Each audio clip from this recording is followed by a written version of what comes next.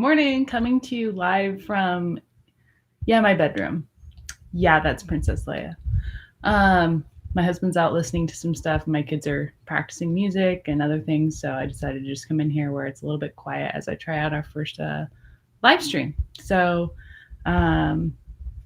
finishing up my tea. It's almost gone already because I couldn't get the live stream to work on my other computer, and then my MacBook, I had to download Firefox. Good stuff. Good times.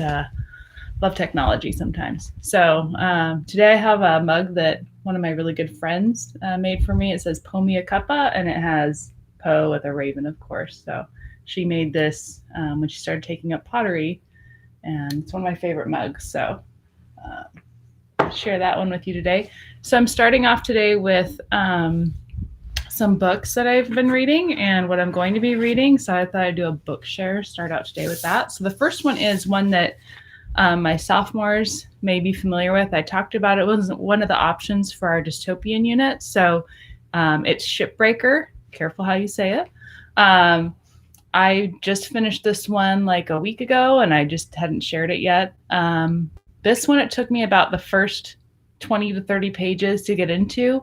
Once I got that far and got into the drama of it, the main character almost dying, I flew after that. And I'm not a very fast reader. I have friends who can finish books in a day or 2 days.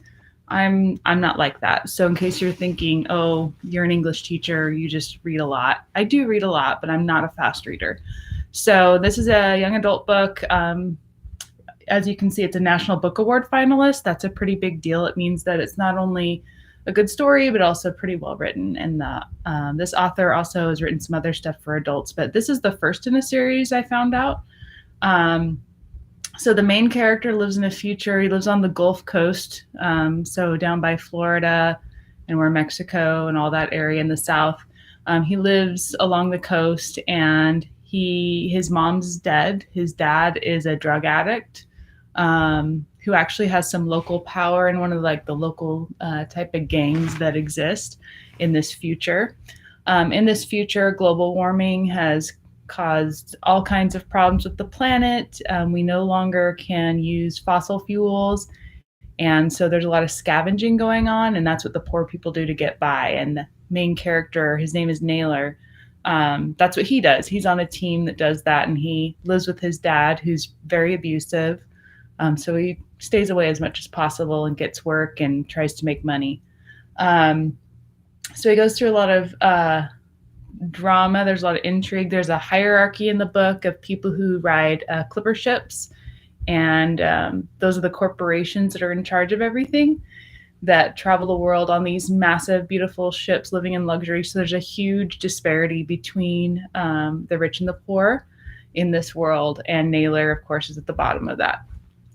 So I loved this one. It's going to be one that I push really hard next year for students. But if you're interested in it, I would pick it up. I sent it home with 2 of the 10th graders from class who finished their other books, who finished Little Brother. And I suggested this one, and they took it home. So I'm curious how they're enjoying that book over the break. The other book I just finished is by an author I've read before. And some of you that are planning to take UW next year may read one of Louise Erdrich's other books called The Roundhouse. Lynch likes to use that book. This one's called Future Home of the Living God. And it's actually a very thin book. It's only just over 200 pages long. Yeah, 265 pages. So not too bad. I actually stayed up late last night finishing this one because I couldn't sleep, and I was really close to being done anyway. So in this future, things start evolving backwards in our world for some reason, and that is part of the big mystery, and you start learning that really early on in the book. The main character, she's writing a diary for you, so it reminds me a lot of The Handmaid's Tale that way, except this one, she of course knows quite a bit more about her world than the character in The Handmaid's Tale. But if you really like The Handmaid's Tale, you might really like this one as well. So it deals a lot with women's rights over their bodies and their reproductive abilities. So the main character, she was adopted by 2 white people. She's not white, but she comes to understand where she comes from and who she is as the novel progresses. The very beginning of the book, we find out that she is pregnant. That's not a big spoiler. That comes about in the first little bit. That's who she's actually writing this to. This diary is to her unborn child. In their world, it starts out really gradually. I would say this book took me about 50 pages to get into. The first part was a little like, what? And then it got into this stuff about like hints about end of times and people kind of freaking out. And that was a little too real for me right now. It kind of gave me a little bit of anxiety at first because I was reading this like last week or the week before. So I kind of put it down for a little bit because it was a bit much. It had people going out and going to grocery stores and getting all these supplies. And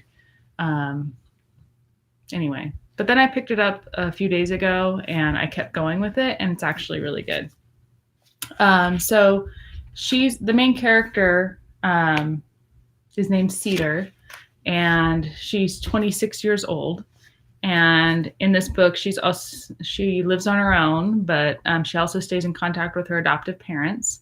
In their world, pregnant women start getting rounded up by the government, and you start to see that in the first like 50 or 60 pages. And that's one of the issues for her. So she also deals with issues of her own identity, who she is, where she comes from, her life, all that. So really good book, Future Home Living God. I love Louise Erdrich. I gave it 3 out of 5 stars on Goodreads, and a big part of that was because the first 50 pages, like I said, took me a little bit to get into. At first, I was just kind of like, what is going on with this book? I don't even know, really. And you're kind of confused like the main character is. She talks a lot about religion. She's Catholic, and so there's some things there that if you know a lot about Catholicism, it might make a little bit more sense to you. But she quotes a lot of like well-known figures from theology. So anyway, that's the one I finished last night. So I'm going to take a break from Dystopias. I decided with my personal reading, and I decided to do something a little bit different. So I'm listening to a book right now, actually, that's called Where the Crawdads Sing, and I'm listening to that on Audible. That one's really good. I'm just over halfway through that one. So if you've seen that one out there, it's a really good title. I would suggest you read that one as well. If you like audiobooks, or if you've never tried one, go ahead, try out Audible. Audible.com. They're offering a lot of free stuff right now because things are shut down and they want people to be able to access books. I'll keep posting stuff on my website if I come across links to groups that are offering free books or free audio. I'll continue doing that. All right. The next thing I have is the book I'm going to be reading next, which I started to mention. I decided to deviate from Dystopias, kind of escape that negativity and reality for a little bit. So I'm going to read one I picked up that a lot of AP Lang teachers read and actually oftentimes have a summer reading for their kids. And that is Thank You for Arguing. It's going to give me a lot more ideas for how I teach the course, my own ideas about argument. It is a book that you can use as a textbook, actually. And so I'm considering if we should actually use this in AP Lang and Comp. So I'm going to preview this by reading it over the next few weeks. Also, AP, I might be borrowing some of this to put on our Canvas page if I find anything helpful there that I think will help you in preparation for the exam. So that's my books. That's my dystopia stuff. So the last thing is AP. AP has some big changes that came out on Friday. I've had some time to think about it. I've had some time to look at what they actually said. So here's the basics, AP kids. If you are taking the exam, then you'll want to get some practice in, especially on argument. We did argument this last fall, and then we stepped away from it for a bit to write rhetorical analysis, which rhetorical analysis really is a type of argument. It's just an argument about a piece of writing. Argument on the AP exam is about arguing your stance on an issue. It's usually a pretty universal idea. something that we can all kind of relate to and talk about, hopefully. They often give you a quote or a passage to inspire the idea, to get you thinking about it. Remember, we wrote one about entertainment, and if it has the capability to destroy society. So that might jog some memories about when we worked on this a little bit.